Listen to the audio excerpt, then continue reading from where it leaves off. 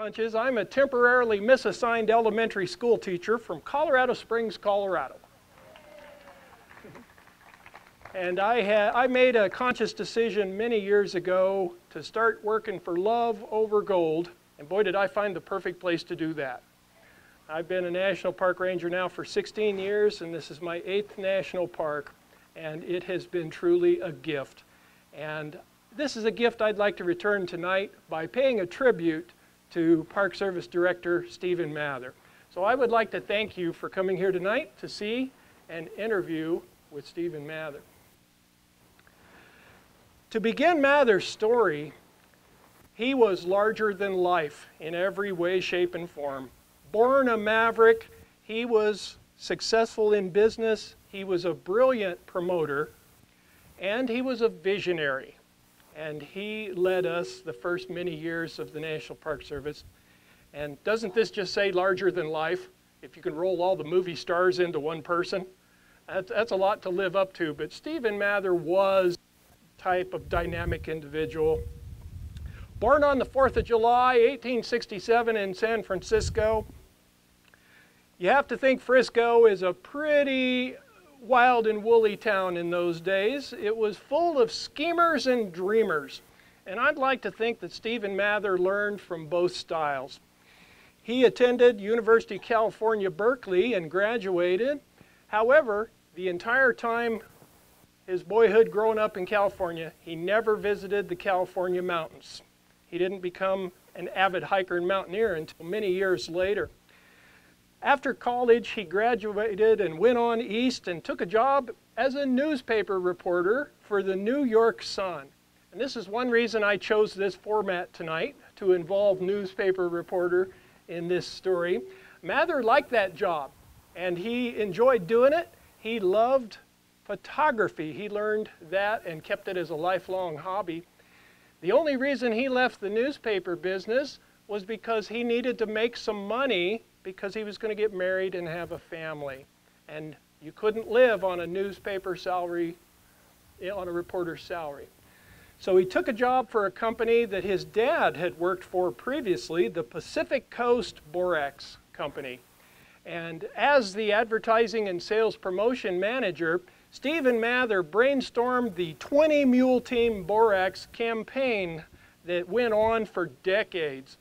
Very popular. Sales skyrocketed the product. Mather used his newspaper skills as a promoter here for the Borax Company. He used to write letters to the editor of newspapers across the country, posing as a housewife, extolling the virtues of borax in everyday use. So Sheila from Cincinnati was actually Stephen Mather. And when that became super successful, he realized he wasn't making any of the profit from this business, and so he formed a competing company, which he also brought to new highs, and he sold it for several millions of dollars afterwards. He was also a member of many clubs, civic groups, and also just about every environmental organization that existed in the day there was involved with or helped form. You would be hard-pressed to find a more independent, enthusiastic, or patriotic person than Stephen Mather. On vacation in Europe in 1902, people kept asking him, how do the Alps compare to the Sierras in California? Mather didn't know, and he felt a little guilty about that. Shortly after he returned back home, he started exploring in California. He found his life's passion. He became a mountaineer and an avid one and never gave it up. He explored mountains for the rest of his life. I have been to both of these places in the High Sierra. That's looking at the Kern River Canyon in what is now Kings Canyon National Park. And this spot over here is at the terminus of the Nisqually Rainier National Park. I've been to that spot too, and that's not easy to get to at all, but especially not if you're wearing a flat hat with flowers on it like the lady photo. Yeah, the dress. Stephen Mather founded the National Park Service, and he developed a cohesive system of parks. He inherited 13 parks, but they were loosely run and they were not being managed in the same way. And he put cohesiveness to the whole system. He also used his personal fortune to finance operations, bought roads, buildings, that sort of thing, paid employees. He also promoted parks as patriotic Americanism. And you have to realize that coming out of this formation of the new Park Service in 1916, America was a changing place. We were in World War I, or almost in World War I, and as a nation we're changing because as men went off to war in World War I, women started coming into the workforce, and companies had to compete for the labor force. And that is when Americans first got the paid vacation, is right here in this same era. So we get automobiles and paid vacations all at about the same time. Stephen Mather also recommended Eastern National Parks. It was a big thing. And he demanded preservation over. He took on the timber companies, the grazing companies, the miners, the oil companies, you name it. He stood up to them all, and he won. He also presided during that phase of Park Service history when we went from being connected to railroads to opening up for the automobile, much to some people's chagrin. But Mather very much promoted automobile, seen here with his 1916 Packard. His assistant, Horace Albright, was with him through thick and thin. Horace was angry when Mather didn't give him this car. When Albright took over as director, Mather actually gave the car to a stable boy. And Albright wanted it for his own. Stephen Mather relied on spectacle to sell the ideas of National Park. There was nothing too big or too flamboyant. I think he would have really liked George Freeman Pollock here at Skyland. Big ideas, big productions, and lots. My favorite quotation from Stephen Mather is, "Ask a ranger." And I'm not going to read this whole thing, nor do I really, we don't all need to, but my favorite part of that is, if a bear is in the hotel, send in a ranger. Right? Yeah. If a fire threatens the forest, if someone's to be saved, it is send in a ranger. Stephen Mather professionalized the Ranger Corps. He saw to it that training was held at regular intervals, and he went out and recruited teachers to be the first interpretive naturalists in our national parks. And yes, he paid for most of that out of his pocket. Unfortunately, when Stephen Mather was a young man, he was diagnosed manic depressive.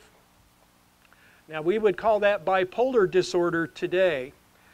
But Stephen Mather, for 25 years, he was going from nervous breakdown to nervous breakdown. And that was very challenging for him, of course. But Stephen Mather always used national parks as a place to heal. His life was full of soaring highs and devastating lows, and often he would miss months at a time due to the depression. However, Horace Albright and Stephen Mather's wife kept it a secret. The only other person that knew was Mather's boss, Franklin Lane, with the Department of Interior. So when Mather would be in the sanitarium healing from a latest depression, no one else knew, and Albright quietly ran the agency in his. Stephen Mather tragically passed away in 1930 at the young age of 63. And we wondered, what if someone had been there to interview Director Mather at the end of his stellar career? He was sick. He wasn't in the game the last couple of years of his life. So we wondered, what about that interview? Tonight is our humble attempt to recreate that interview. Sorry? And to do that, I need you to be involved as well. So the premise tonight is, I am National Beat Reporter Wally Davenport. Woohoo, Wally!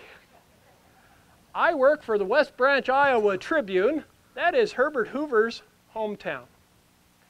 On August 10th of 1929, Herbert Hoover was at his Rapidan camp celebrating his 55th birthday. He invited members of the press to come and join in. And that was the first time the press ever arrived at Rapidan camp. And so I am a member of that press party, and so are you. So go ahead, your picture on the screen, that's you. Yes, we're all pretending. And since the press actually operated as pool, meaning many reporters would come up with questions, but only one reporter did the asking, that's what we're doing tonight. I'll get up on stage and ask those questions that you guys came up with, right? Okay, excellent. Okay. Well, good evening. You must be Wally Davenport. I'm Stephen Mather, the director of the National Park Service. Nice to meet you. Hi, nice to meet you. And who are all Welcome. these folks? These folks are newspaper reporters. Huh? They're here covering the construction of Rapidan Camp, President Hoover's presidential retreat. Well, nice to see all of you here this evening, and welcome to Shenandoah National Park. This is going to be a fantastic park, and thank you for your interest in the National Park System. It's a fantastic system. And Wally, what are you interested in talking about tonight? Well, let's see here. I'm curious. You're known for your business success and promotional expertise. What made you decide to become involved in government work and national parks? Oh, Wally, have you been to these places? Yellowstone, Yosemite, the Grand Canyon, soon to be Shenandoah. These are magnificent places.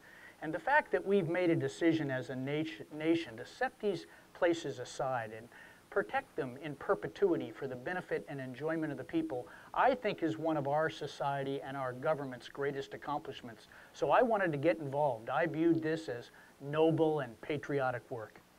And then I have to tell you, it just broke my heart that we lost that battle to prevent that dam from being built in the Hetch Hetchy Valley of Yosemite. Do you know what we did there, Wally? We dammed and flooded a magnificent cathedral that John Muir and others thought was just as beautiful as the main Yosemite Valley itself. And when I saw that that could happen in a place like Yosemite National Park, I knew that it could also happen in other national parks without strong leadership and strong public support. And then you may have heard that I made a personal trip to Yosemite National Park in 1914, and I was appalled by what I found there. The trails were in terrible condition and weren't being properly maintained. People were cutting down trees in the park. So I wrote to my old friend and college buddy, Franklin Lane, who was serving as Secretary of the Interior, to complain. And he wrote back to me and he said, "Stephen, if you're not happy with the way the national parks are being managed, why don't you come on down to Washington and manage them yourself?" And by golly, Wally, that's exactly what I've done. Whoa. Tell us about the strategies you used back in 1915 to gain congressional and public support for establishing a National Park Service. Well, it was hard work, Wally, but I knew that if I could get the American people, and particularly the Congress, to come to understand, as I had personally, how magnificent and unique these places were, support would come. So I did several things. I personally traveled over 30,000 miles, much of it by horseback, taking people into these national parks so they could experience what I had experienced. And you know what, Wally? If you get people into these national parks, they tend to sell themselves. I also organized a 2-week-long horsepacking trip into the high Sierra of Sequoia National Park, a trip that's become known as the Mather Mountain Party. And I took with me photographers and publishers and members of Congress. And as you might imagine, as we sat around the campfire in the evening, we talked about the importance of preserving and protecting these places for all of the American people, to enjoy, and I talked quite a bit about the importance of establishing an agency to manage all these national parks, the National Park Service. And then in early 1916, my good friend Gilbert Grosvenor, the publisher of National Geographic magazine, published a special edition featuring the national parks, entirely devoted to the national parks. And I made sure a copy of that particular edition of National Geographic was placed on every single desk of every member of Congress. So when the vote came up to establish the National Park Service, I'd brought the parks to the decision makers, Wally, and that made a big difference. Mr. Mather, it seems like you were successful because on August 25th, 1916, Congress passed the Organic Act, establishing the National Park Service as an agency, 44 years after Yellowstone was established. But there appears to be an inherent tension in the mission of the National Park Service to both protect and preserve these parks while allowing full public access to them. How are you going to accomplish both of those things? Well, Wally, before I talk about what you call the tension between the dual mission and the Organic Act, let me talk about the Organic Act itself, because I personally think it's one of the most beautiful pieces of poetry you'd ever find in a piece of federal legislation. It says that the mission of the National Park Service is to conserve the scenery and the natural and historic objects and the wildlife therein, and to provide for the enjoyment of the same in such manner and by such means as will leave these parks unimpaired for the enjoyment of future generations. Listen to that language, Wally. That's beautiful language. Poetry. And by the way, the National Park Service is the only government agency that has the word enjoyment in its mission. But I actually think with careful planning and good management, we can accomplish both. We can preserve and protect these places and provide for public enjoyment. But I will tell you, Wally, it is important that we zealously guard against overdevelopment of the parks. So tell me about that, Director Mather. There are rumors of a road being built here from Rapidan Camp to Skyland via Big Meadows. Some preservationists are critical of allowing roads or buildings to be constructed in national parks. What is your philosophy about roads in national parks? Well, Wally, I know Americans are now traveling by car, so we need good roads that will get people to the parks, and we need good roads in the parks. But my personal philosophy is that every national park should have no more than one major road, carefully designed to provide spectacular views of that park. But we have to be very careful that we don't end up with a lot of roads and a lot of buildings in our national parks, or they'll be ruined. The other thing that I really want to see happen is the construction of a park-to-park highway system that would allow people to travel from one national park to another when they're on vacation. In fact, we had a National Superintendents Conference at Mesa Verde National Park in Colorado in 1924, and I made all the superintendents who were traveling to that particular conference to meet in Denver, and we caravanned as a group along the 6,000-mile proposed route of the National Park-to-Park highway system before we arrived in Mesa Verde. And as you might imagine, this was quite the spectacle and brought a great deal of attention to our national parks. I would think. While we're on the subject of development in parks, I want to ask you a question about concession operations in parks. This morning when I got out of bed, I stepped on a rubber tomahawk my kid left on the floor. I'm fairly certain my wife had bought that at a national park gift shop. Tell us how you decide what concession services are appropriate to have in parks and why you favor allowing only one concession contract at a time in national parks. Well, Wally, for me, this is just like roads. Unless we carefully regulate commercial operations in national parks, every Tom, Dick, and Harry will set up a hot dog stand in the national parks or be selling rubber tomahawks like you stepped on this morning. So I recognize that our visitors need to have good services when they arrive in a park. They need to have good lodging, they need to be able to find a hot meal, and they need to be able to participate in activities like horseback riding. But we need to very carefully regulate, again, the type and number of commercial operations that are in national parks, or again, will just ruin these wonderful places. So while I know that we don't normally favor monopolies in our country, I think in national parks it's a different situation, that we should have one major concessionaire in each of the park, providing high-quality services and selling high-quality goods, and that having a monopoly in this case would serve the parks and serve the public better. Speaking of buildings, Director Mather, I heard you had a little disagreement with your old friend Louis Hill. Oh, Louis Hill. Of the Great Northern Railway. Yep. Over a sawmill he had set up in Glacier National Park. Can you share that story with us? This is a great story. So yes, when we were building the mini Glacier Hotel in Glacier National Park, we issued a special use permit to Louis Hill to operate a sawmill to support the construction of the hotel. But that special use permit made it very clear that when the hotel was completed, that sawmill was to be removed and that area was to be restored to its natural conditions. Well, I just happened to be on a visit to Glacier National Park with my daughter Betty, celebrating her 19th birthday. The hotel was complete, but I noticed the sawmill was still there. So I inquired and found out that Mr. Hill had made no plans to remove the sawmill. So do you know what I did, Wally? I had the trail crew go up the road and get me a wagon full of dynamite.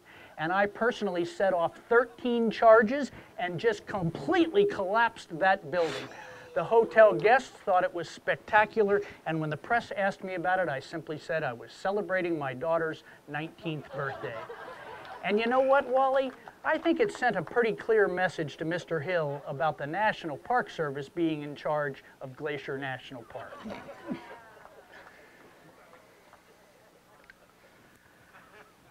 Mr. Mather, as you know, many of the original national parks have been referred to as crown jewels of the nation. As they are. During your tenure as director, the number of national parks has grown from 13 to 20. The number of national monuments has grown from 18 to 32. How do you decide what areas are worthy of becoming a national park? Well, Wally, you're right. We've had a wonderful opportunity to expand the National Park Service and the National Park System during my tenure, but I must tell you, it hasn't always been easy. Every one of these parks has been a battle.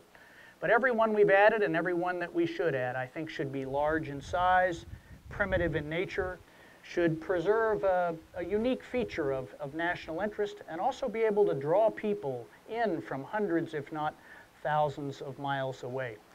I recognize that it's important to have a strong political support for the National Park System, but it's also important that we not water down the system with parks that just aren't nationally significant. As you know, we've added some parks here in the eastern United States, Acadia, Shenandoah, and Great Smoky Mountains.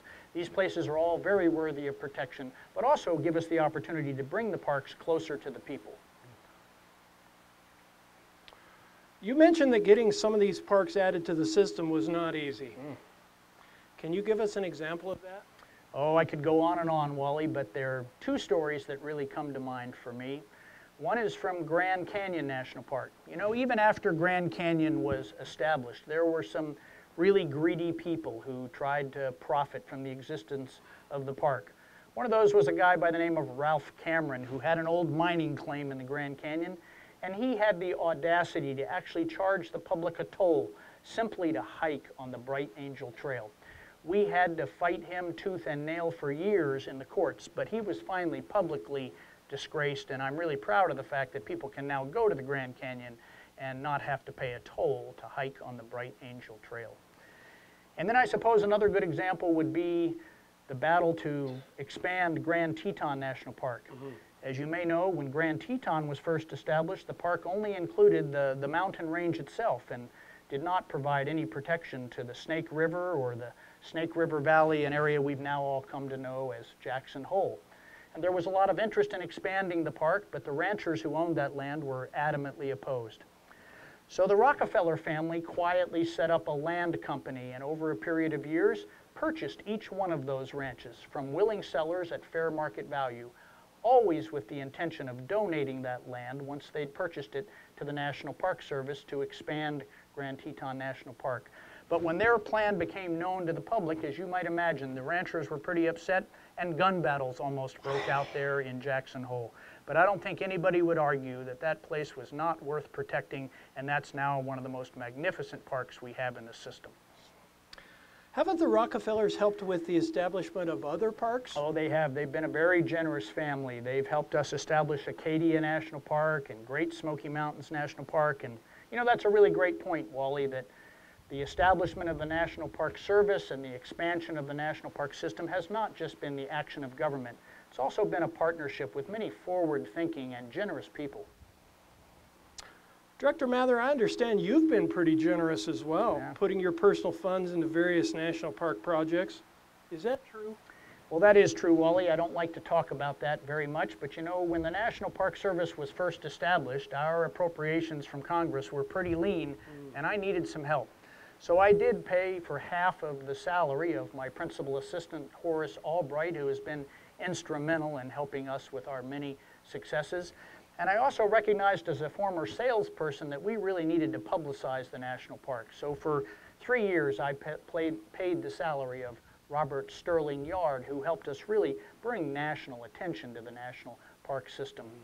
And then as I've seen opportunities or need, I have contributed in other ways. I paid for half of the cost of the purchase of the Tioga Road, which is now part of Yosemite National Park. And I purchased a Sequoia Grove, which is now part of Sequoia National Park. And I was proud to contribute the funds necessary to construct the Ranger Clubhouse in Yosemite Valley, so the Rangers have a place to go at the end of the day and relax and socialize. And, you know, Wally, I've been a very lucky man, and I really believe in this national park idea. And I think when you really believe in something, you have to be willing to put your own skin in the game. But you've not won every battle, Director Mather. Tell us about your effort to establish Redwood National Park. Oh, yes, you're right, Wally. We have not been successful there yet, but I was involved in the establishment of the Save the Redwoods League even before I became involved in the National Park Service. But the timber industry lobby there in California has just been too strong, and we haven't been successful there yet. But there is a great deal of interest in protecting the redwoods in California, and I'm confident that whether it takes a few years or a few decades, the American people will one day be able to enjoy a Redwoods National Park as well. Director Mather, you've overseen the establishment of the National Park Service and the expansion of the system to include many other parks. Where do you envision the agency will be when it celebrates its centennial in 2016? Oh my good, Wally, that's a long way off, but it's kind of fun to think about. And I guess if I had to guess, I would hope that the system would have grown to include our most superlative natural areas, but I also think the system will grow to include our most significant military and historical and cultural sites. And as the American story continues to unfold in ways that you and I just can't imagine, I would imagine that additional units will be added as well. And I would certainly hope that the national park idea would become known as one of America's best ideas. I also think the national park idea will be exported overseas, that in 2016 it's quite possible that there could be hundreds of countries around the world with national parks and tens of thousands of protected areas. You know, Wally, these places are really special, and we should be really proud as a nation that we've set them aside in perpetuity for the benefit and enjoyment of the people, as the arch in Yellowstone says. You know, we've not just set these places aside for recreation. These are our great outdoor classrooms. These are our healing places. And so these are places where we can go for education and adventure and physical challenge and inspiration and spiritual renewal. Wally, I've got to run, but I got to tell you, it's been the great privilege of my life to be involved in the establishment of the National Park Service and the expansion of the National Park System. And so thank you for your interest this evening, and it's been a pleasure to visit with you. Well, thank you for spending time with us this evening, and thank you for everything you have done for the National Park Service. It's been my honor. And folks, nice to see you tonight, and get out there and enjoy your national parks.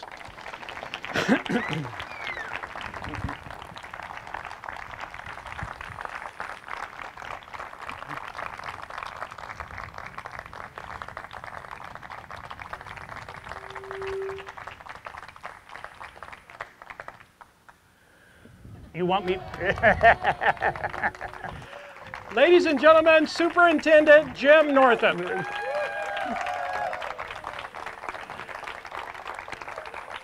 Jim was a good sport from the time I brought this program idea up right on through trying to get together and pull it all together.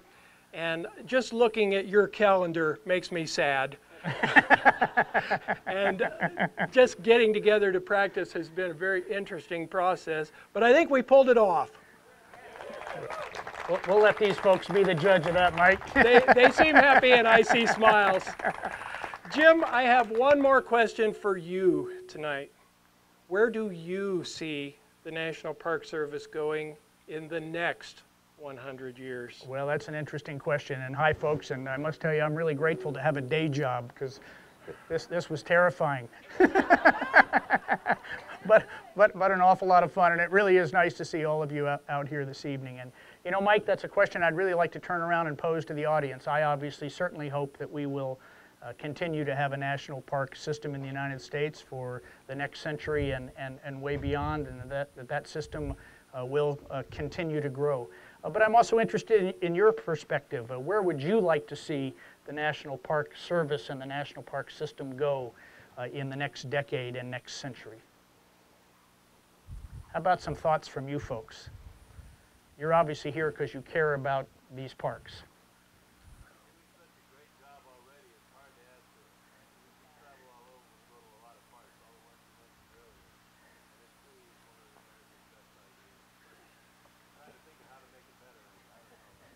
Well, thank you for those kind words, and we're glad you're out there enjoying it. How about some other folks?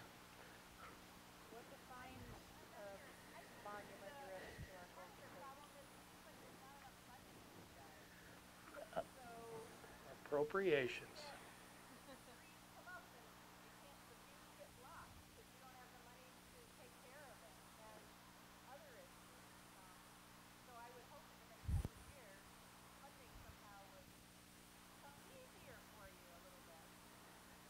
Thank you. We appreciate that. Our budgets have been flat for over a decade, and it gets increasingly difficult for us to keep up with the maintenance in the park and providing the same level of service that we want to be providing to the public when our budgets are flat. And I'll make some closing comments that will come back and speak to that in just a moment. Over here, I had a question about what distinguishes national parks from other designations we have around the service, such as national monuments and seashores and lake shores. So the National Park System now includes 412 individual sites, and they do have many different designations. 59 of those are designated as national parks, and they tend to be our largest natural area parks. And then we have national monuments, which tend to protect a primary feature rather than a larger ecosystem. And then we also have national lake shores, national seashores, national battlefield parks. So we have many, many different designations, but all of them are part of your national park system. Now 412 individual sites. People recommend places? Oh, you mean to be nominated? Absolutely. It takes an act of Congress to create a national park, and so one of the things that we hope you will do is become an advocate for places that you think should be protected. And there is still interest in growing the national park system. I think it's quite possible, I don't know for sure, that we may see the system expand a little bit more this year during our Centennial year. And so as I mentioned in my pretending to be Stephen Mather, as the American story unfolds, we continue to add new national parks to the system. Where else would you like to see the system go? How about one or two more thoughts? Yes? Back here. I like to see both national and state, still keep focus on protecting the national coastal and historical side, but also reach out to our younger generations. Being a part of the park system, it makes me very happy to see more and more kids in the state come in and appreciate the natural world around them. So definitely reaching more and more towards the younger and younger kids to get them involved and to notice their world around them. Thank you. We appreciate that. We're trying very hard to figure out how to connect with that next generation of folks, and we're using social media much more actively and trying to do many other things. We're trying to bring urban youth into the park, but we certainly welcome your recommendations on how to better connect. And then I saw a comment up here. Hi. Yes, I would like to see in 100 years from now even more people volunteering to help with the park.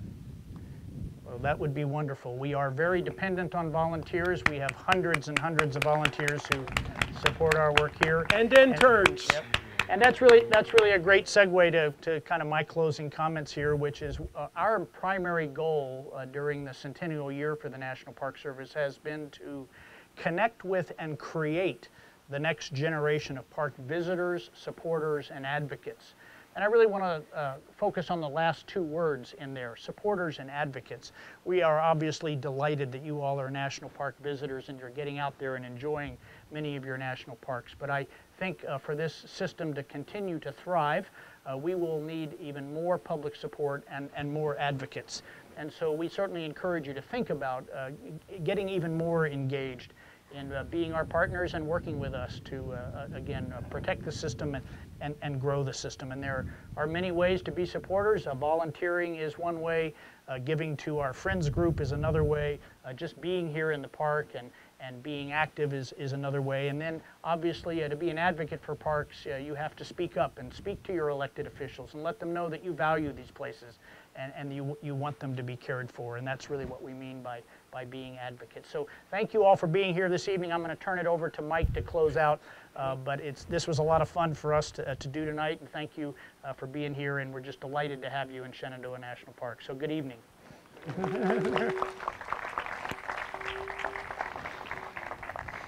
As a last tribute to the director, I'm going to read from this plaque that was placed in every national park and monument shortly after Stephen Mather passed away. There were over 230 people that got together to decide the wording on this plaque.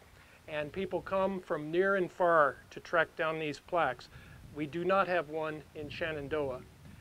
He laid the foundation of the National Park Service, defining and establishing the policies under which its areas shall be developed and conserved, unimpaired for future generations. There will never come an end to the good that he has done. Ladies and gentlemen, thank you very much.